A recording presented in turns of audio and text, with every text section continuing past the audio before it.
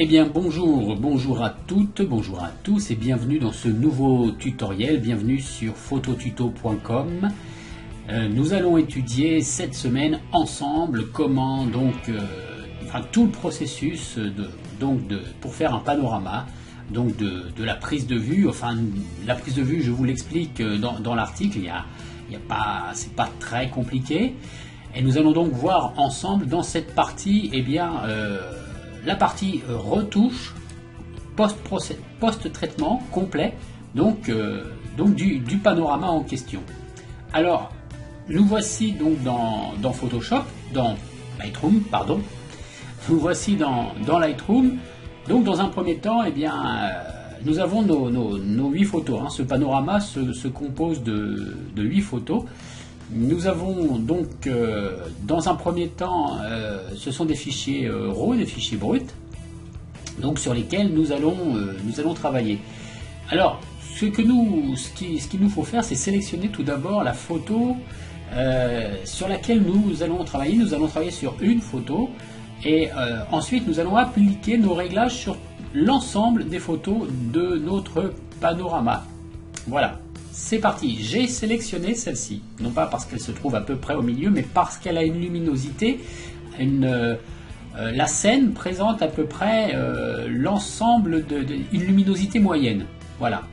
Donc j'ai choisi celle-ci et ensuite on appliquera les modifications qui vont être appliquées sur l'ensemble de nos autres photos. Vous voyez que par exemple à gauche ici, ces autres photos-là sont plus claires, et ici sur la droite elles tendent en allant vers la droite à devenir plus sombres.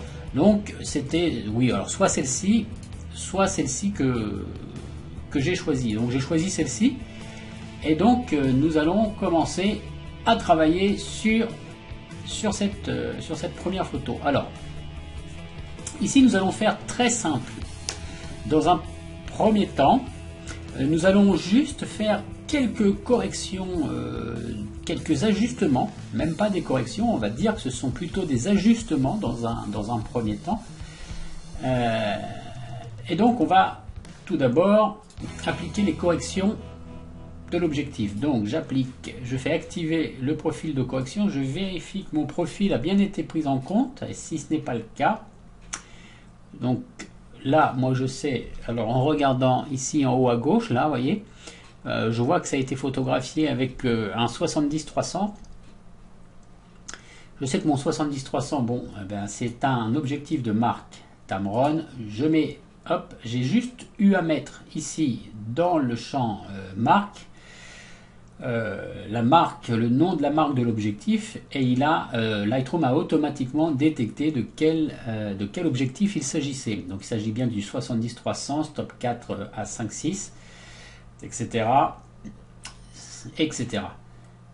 Donc, alors ce profil de correction est très important parce que il se peut que la luminosité de la scène, que l'ambiance générale de la scène en soit modifiée aussi. Donc, il faut toujours le faire en premier. Voilà. C'est un conseil. Faites-le toujours en premier. Ainsi, bon... si vous faites vos réglages de base, par exemple, vous augmentez un petit peu la luminosité et qu'ensuite vous faites votre correction de profil, votre correction de profil, ce qui risque de se produire, c'est que la luminosité va risque d'être encore augmentée, par exemple, et donc vous serez obligé de revenir sur vos réglages de base. Bon, c'est toujours possible, mais si tant est que l'on peut éviter de perdre du temps.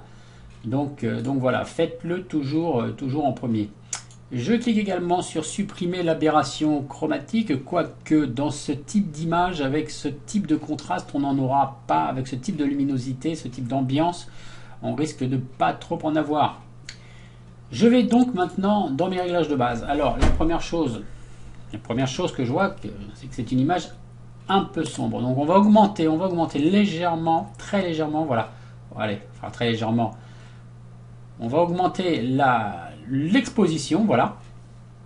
Mais tout de suite, je vais aller déterminer mon point blanc et mon point noir. Donc j'appuie sur la touche Alt Et je vais bouger mon curseur du point blanc jusqu'à ce que je n'ai plus, quasiment plus de point blanc sur l'image. Donc là, vous voyez, il faut carrément venir à fond. Donc je vais déterminer, je vais baisser mes hautes lumières plutôt. Alors dans un premier temps, revenir, j'appuie de nouveau sur la touche Alt, je reviens sur mon point blanc et là je vais pouvoir relever un petit peu. Vous voyez, j'ai un point blanc qui s'est affiché ici dans cette zone. Alors vous le voyez peut-être pas sur la vidéo, mais j'ai un point blanc là, voilà, qui s'est affiché. Donc je m'arrête, allez, je m'arrête là. Voilà, pas plus. Je détermine mon point noir maintenant. Voilà, on peut mettre ça. Voilà, ça ira très bien. Maintenant, je vais ouvrir mes ombres. Alors, pour le point noir, pareil, j'appuie sur la touche Alt et ensuite, je bouge mon curseur. Hein. Là, maintenant, j'ouvre mes ombres. Voilà, comme ceci. Voilà. Je vais rajouter légèrement du contraste, mais simplement en agissant sur le curseur de clarté. Voilà. Comme ceci, mais pas de trop. Alors je monte un peu, là c'est trop, là hop, je redescends. Voilà. Parce que ça, ce sont des réglages préparatoires. Hein. Donc après on peaufinera, après on ajustera. Augmenter un tout petit peu peut-être la vibrance pour donner un petit peu de peps aux couleurs. Mais vous voyez, bon, j'augmente un peu la vibrance, mais je ne touche pas au curseur de saturation. De même pour la clarté, vous voyez, je n'ai pas touché, pour ce qui est d'introduire un petit peu de contraste, je n'ai pas touché au curseur contraste. J'ai vraiment là fait des réglages assez fins. Hein. Donc clarté, en ce qui concerne le contraste, et pour donner un petit peu de peps aux couleurs, j'ai juste touché au curseur de vibrance. Donc je vais peut-être même le baisser un tout petit peu. Voilà. Et pas au curseur de saturation. Voilà donc dans un premier temps, je vais procéder ici à quelques petits nettoyages. Vous voyez, j'ai une petite pétouille là-haut. Hop, grâce à cet outil donc ici de suppression des défauts, je regarde dans mon image, je cherche voir si j'en ai pas d'autres ailleurs. Lorsque je suis assez satisfait de mon résultat, je vais sélectionner donc toutes mes images. Donc je fais synchroniser, je fais tout sélectionner. Voilà, on s'embête pas et je fais synchroniser. Voilà, Lightroom, vous voyez, Lightroom est en train de synchroniser, vous voyez en bas, ici, là, hop, voilà. Pour que l'on puisse avoir donc exactement les mêmes réglages sur chacune de nos photos. Alors maintenant, il va falloir les reprendre quand même une par une, hein, pour la bonne et simple raison que, évidemment, on a une différence de luminosité qui s'étale de la gauche vers la droite. De la gauche, on a des images plus claires, et donc vers la droite, on a des images plus foncées. Donc on va les reprendre une par une. Je prends la première image, je regarde si elle me convient. Bon, mais c'est parfait. Là, elle m'a l'air très bien, ma foi. On va pas y retoucher plus. Celle-ci, donc, elle est dans la même tonalité, donc voilà, il n'y a pas à toucher, à retoucher quoi que ce soit. Là, c'est pareil. Ici, c'est pareil. C'est celle que l'on a, ouais. Je rajouterais bien, peut-être ouvrir un peu ici les noirs. De même, les ombres, voilà, comme ceci. Je vais sélectionner celles-ci puisque celles-ci sont à peu près du même tenant. Je fais synchroniser. Je resynchronise tout ça. Voilà, je vérifie. 8,77. Voilà, c'est bon. Et donc là c'est bon. Ici, on va pouvoir ouvrir par contre un peu plus, indépendamment des autres. J'ouvre un peu, vous voyez, j'ouvre un peu mes noirs, j'augmente un peu, j'ouvre encore un peu plus mes ombres. Ici c'est, ouais, pareil. Allez, on va ouvrir un petit peu les noirs aussi encore. Hop, un peu sur les ombres. Et ici de même, voilà, un peu sur les ombres. Voilà. Voir l'exposition peut-être, augmenter un peu. Voilà. Peut-être ici aussi, retoucher un petit peu l'exposition. On voit ici un petit poil aussi. Ouais, comme ça. Pas trop non plus. Voilà, comme ça. Bon. Voilà. Voilà, bon, là, ouais. Voilà. Voilà, cette première étape dans Lightroom est terminée. Vous remarquerez que je n'ai pas, pour l'instant, je n'ai pas touché donc aux paramètres de netteté. On fera ça après. Donc là maintenant, on a nos photos. Je sélectionne toutes mes photos et je vais faire modifier dans Fusion Panorama dans Photoshop. C'est parti. Voilà.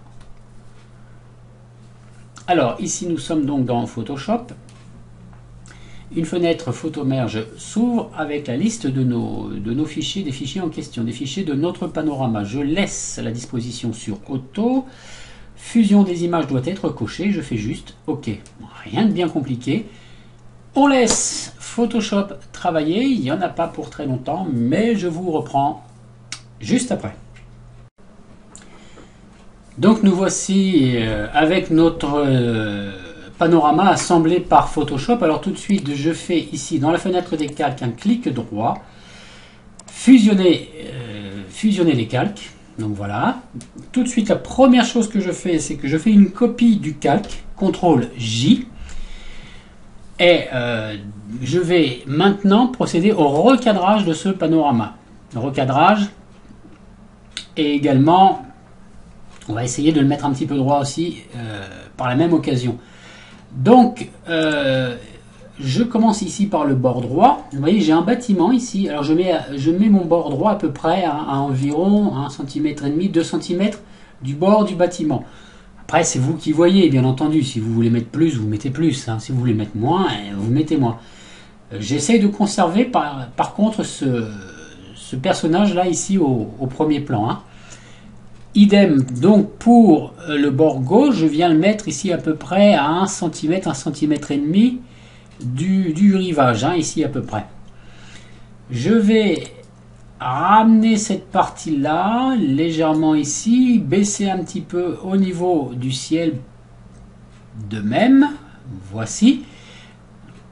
Et je vais procéder, je vais essayer de mettre ça droit à peu près droit. Voilà, ben ça me paraît très bien. Alors vous voyez que en procédant ainsi, ma règle ma ligne des tiers, la ligne du tiers inférieur correspond à peu près à celle de l'horizon. Donc voilà. C'est une règle hein, en photographie, on essaye d'avoir un tiers, 2 tiers. Donc ici on a 2 tiers de ciel, 1 tiers de sol, hein, par rapport sous la ligne d'horizon du moins. Hein, mais on peut faire l'inverse, hein, on peut faire par exemple 2 tiers de sol et 1 tiers de ciel. Hein. Donc voilà, là le recadrage me paraît bien, donc je valide. On va dans taille de l'image, pixel. Je clique bien sur conservation du rapport hauteur-largeur. Là, je passe en 8000 pixels. Voilà. 8000 pixels. Je mets ma résolution à 240 pixels par pouce et je clique sur OK. Je laisse Photoshop travailler. Voilà, Photoshop a redimensionné notre image. Voilà. Alors là, nous sommes à 5,21%. Évidemment, rassurez-vous, notre image n'a pas cette taille ici. Le facteur de zoom ici en bas, vous voyez, est à 5,21%. C'est normal. Donc on va zoomer. Voilà, si je me mets à 100%, regardez, vous allez voir. Là, je zoome, voilà, je suis à 98%. Et regardez, vous voyez, c'est magnifique. Et là, pour l'instant, j'ai pas on n'a pas appliqué de netteté. Hein, voilà, vous voyez.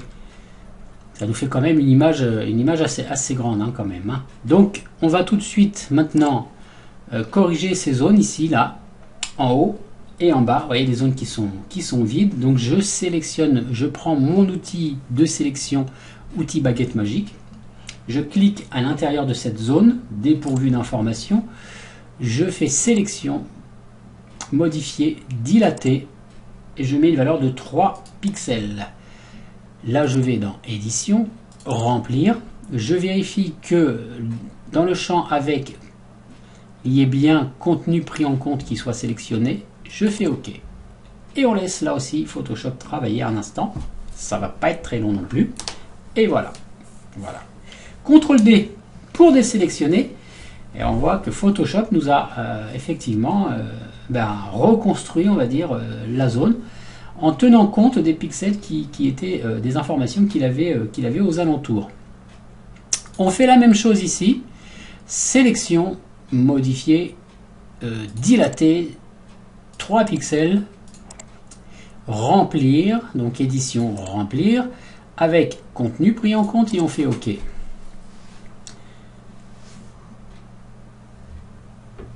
Donc voilà, là pareil pour le ciel, je fais CTRL D et Photoshop nous a refabriqué, on va dire, en quelque sorte, un ciel. Donc maintenant on va un petit peu corriger, parce que vous voyez, c'est pas... parce que bon, Photoshop a fait, c'est pas parfait. On va un peu corriger. On prend l'outil ici de tampon de duplication. J'appuie sur la touche Alt, mon curseur se transforme en cible, je clique ici au-dessus de la zone que je veux sur laquelle je veux commencer à travailler, et voilà, je clique et je peins comme ceci, ici pareil, au-dessus, voilà, je fais Alt, je clique et je remets donc, et je peins. Là, j'ai été un peu trop loin. Voilà, hop. On va prendre ici, hop. Hop. Voilà. De façon, tiens, ça on va l'enlever, là, espèce de déchet. Voilà, de façon à essayer d'uniformiser un petit peu la correction qui a été faite par Photoshop, d'essayer d'avoir un rendu un peu plus naturel. Et là, vous voyez, on a quand même quelque chose qui déjà... a un peu plus d'allure, un peu plus de, voilà, qui ressemble un peu plus à quelque chose. Voilà. En ce qui concerne le ciel, vous voyez, j'ai alors je sais pas si vous voyez, mais sur la vidéo, oh non, ça se voit pas trop, on va laisser comme ça.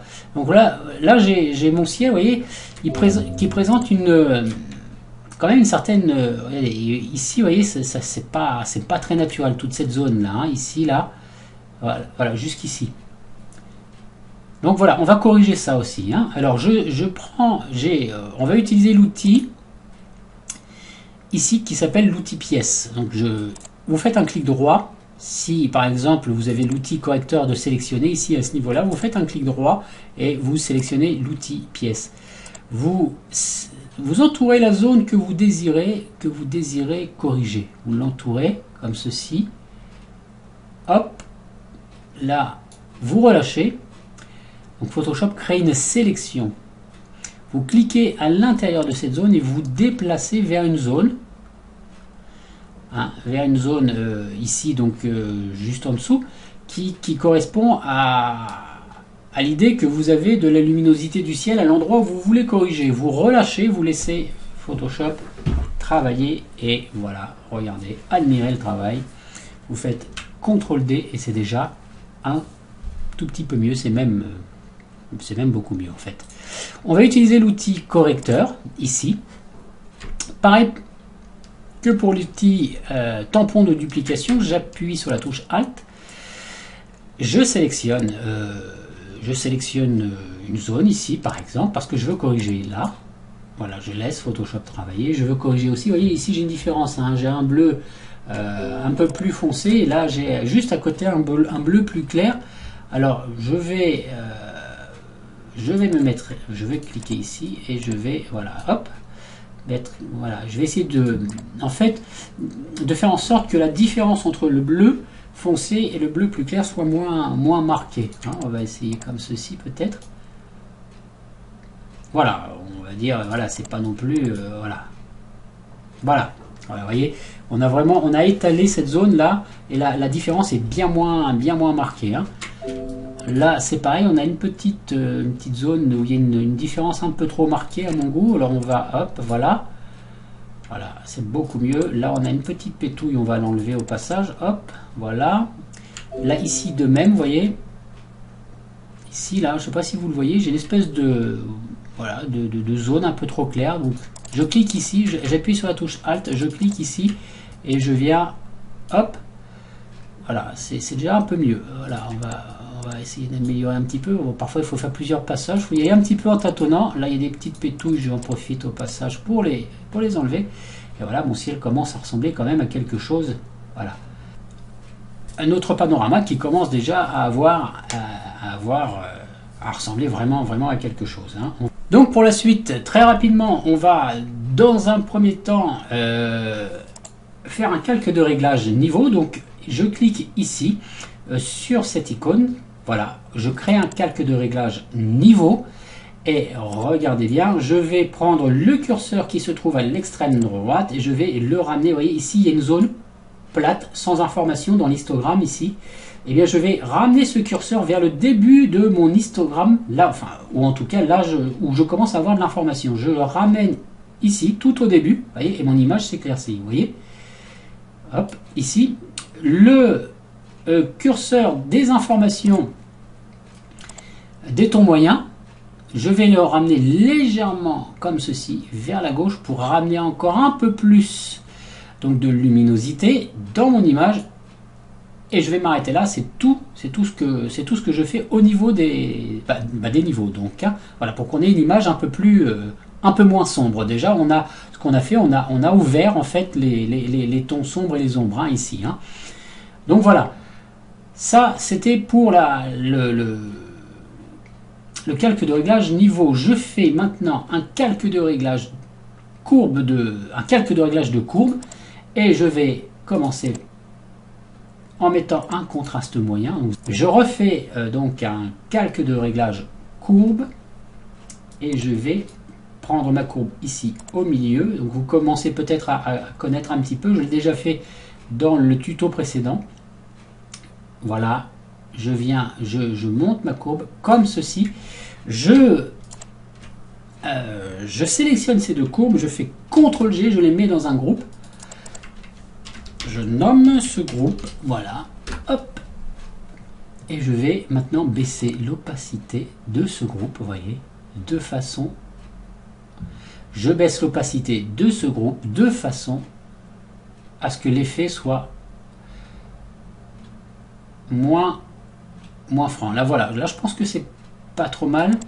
Voilà, avant, c'est un peu terne, c'est un peu pâle, après.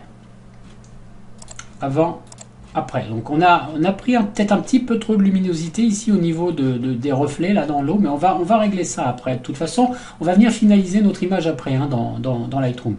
Donc voilà. On va continuer sur nos corrections. Là, ce qu'on remarque, vous voyez, c'est qu'on a une plage de galets qui est un petit peu trop et mauve, on va dire. Voilà, qui est un petit peu trop violacée. Donc, ce qu'on va faire, on va faire un calque de réglage. On va utiliser un calque de correction sélective. Voilà. On passe ici dans couleur, on se met sur gris. Et on va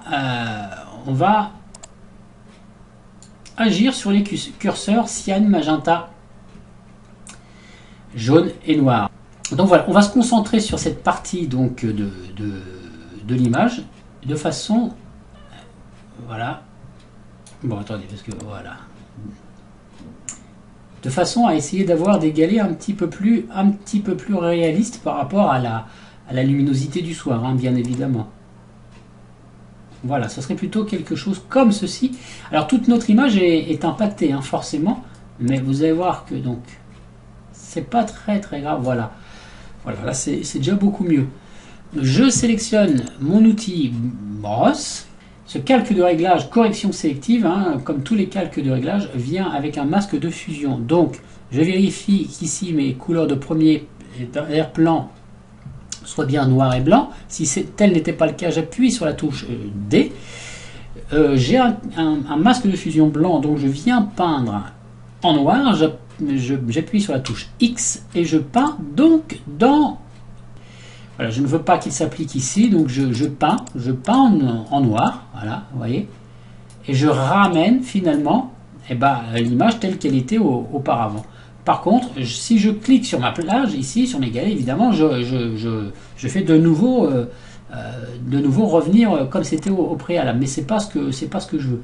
Donc voilà, voilà ici ma plage, mes galets ressemblent à quelque chose de plus réaliste, hein, vous voyez. Donc avant, c'était tout violet, hein, on va dire, hein, voilà, c'était un peu violacé, un peu mauve, et après donc voilà, voilà que ça ressemble déjà à quelque chose d'un peu plus réaliste. Alors on peut toujours bien entendu corriger, mais là voilà, comme ceci, c'est déjà un peu mieux, voilà, peut-être ici. Voilà, peut-être comme ceci, ici peut-être, voilà, parce qu'il y a un éclairage ici qui fait que je vais baisser, je vais faire CTRL Z, je vais baisser le flux, hop, je vais mettre à 24%, ici, vous voyez, parce qu'il y a un éclairage qui fait que c'est un petit peu violet ici, que c'est bon, c'est pas, voilà, c'est pas plus mal de l'avoir. Bon, voilà, ici pareil, voilà. Donc voilà, on a une plage qui est revenue avec des couleurs un peu plus réalistes, hein. Alors maintenant, on va travailler un petit peu sur la netteté de notre image. Alors en imaginant que ce soit une image que l'on veuille faire imprimer. Donc on va faire dans un premier temps CTRL ALT majuscule plus E. Je répète, CTRL ALT majuscule plus E. Touche donc sur Mac, ce sera commande Alt majuscule plus E. On crée un calque, un nouveau calque qui reprend toutes les modifications qui ont été faites jusqu'à présent. On va aller dans filtre, renforcement, netteté optimisée. En ce qui concerne notre image, voilà, je vais me placer aux alentours de 134%. Je laisse le rayon ici à 1,1 et je fais OK. On laisse Photoshop travailler. Et je vous reprends juste après. Voilà, quand on zoome à 100% dans notre fichier, eh bien regardez. Après avoir appliqué la netteté optimisée, regardez un petit peu ce que ça donne. Voilà, c'est carrément, mais c'est fantastique. Vous voyez là, et c'est clair, c'est net. Et on a une petite pétouille ici, hop, vous voyez, on va tout de suite corriger cela. Voilà, je clique ici, je corrige, voilà. Là, on a quand même déjà une image de très très bonne qualité, mais ce n'est pas fini, on va maintenant améliorer encore tout ça. On va maintenant donner un aspect flou net. Alors j'avais déjà fait ça dans le tutoriel précédent. Donc pour ce faire, on fait CTRL ALT majuscule E. On va passer ce calque en lumière tamisé, ça contraste notre image, mais c'est normal, faut pas vous inquiéter. On va venir mettre un flou gaussien d'un rayon de 16 pixels. On refait CTRL ALT majuscule plus E, donc on recopie maintenant, on fait la copie, donc un nouveau calque qui tient compte, qui prend en compte donc toutes nos précédentes manipulations. Cette fois-ci, on fait divers, passe haut. Donc si vous avez suivi mes tutos, et ben vous commencez à comprendre un petit peu maintenant, à savoir un petit peu, voilà, que je suis assez coutumier du fait. Je ne le fais pas systématiquement sur toutes mes images, sur ce genre d'images, sur des paysages, sur des panoramas, je le fais systématiquement, ça donne vraiment une patine à l'image, ça donne vraiment un aspect à la fois qui mélange le flou, qui mélange le net, et qui donne un effet vraiment fantastique, vraiment incroyable. Je fais OK, je passe ce calque-là en incrustation, voilà. Je mets ces deux calques dans un groupe, donc je sélectionne mes deux calques, je fais CTRL G. Je nomme ce groupe flou net par exemple, et je viens régler maintenant l'opacité de ce groupe de façon à régler l'effet, de façon, voilà, voyez, avant avant notre manipulation floue ou nette. Voilà. Et après, on peut encore l'augmenter un tout petit peu. Voilà. Ce qui donne vraiment quelque chose. Je trouve vraiment c'est magnifique. Voilà. On peut zoomer un peu donc dans notre image. Regardez, c'est magnifique, c'est de toute beauté. Là, on n'a pas encore fini parce que nous avons fini là pour Photoshop. On va enregistrer notre image maintenant. Alors, je fais CTRL S tout simplement et Photoshop va maintenant nous renvoyer notre image dans Lightroom. Et là, dans Lightroom, on va venir finaliser, apporter les dernières touches. Donc voilà, Photoshop a fini d'enregistrer notre image. Alors, allons hop, de ce pas dans Lightroom. Et voici notre panorama dans Lightroom. Hein. Alors maintenant, je vais régler mon point blanc. Donc je vais carrément, voilà, presque le baisser complètement. Je vais baisser mes hautes lumières ici, réouvrir un tout petit peu encore mes ombres comme ceci. Je regarde le point noir, voir ce que ça donne. On peut peut-être pas trop aller par là comme ceci, voilà. Ouais, pas trop. Je vais augmenter légèrement la clarté, très légèrement, peut-être, ouais, comme ça, la vibrance.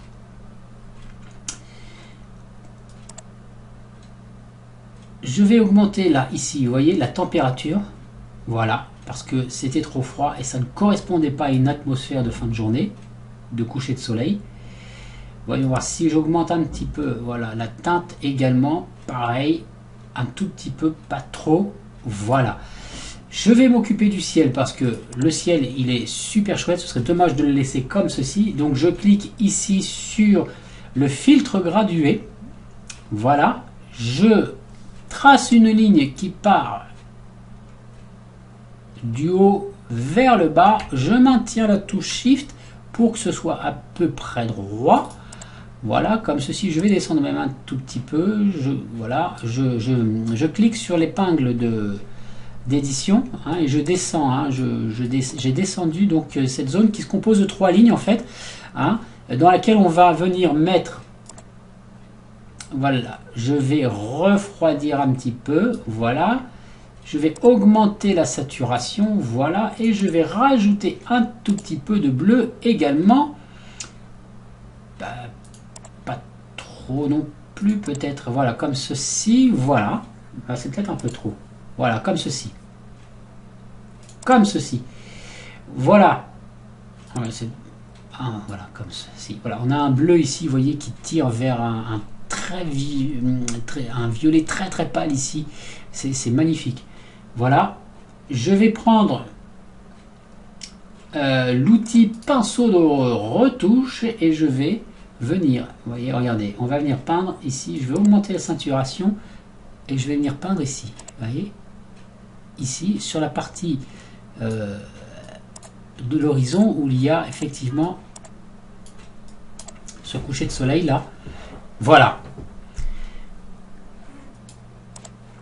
Voilà, mon image est quasiment terminée. Je vais peut-être un petit peu baisser, voilà, baisser encore un petit peu les noirs, peut-être ouvrir un petit peu plus les ombres comme ceci.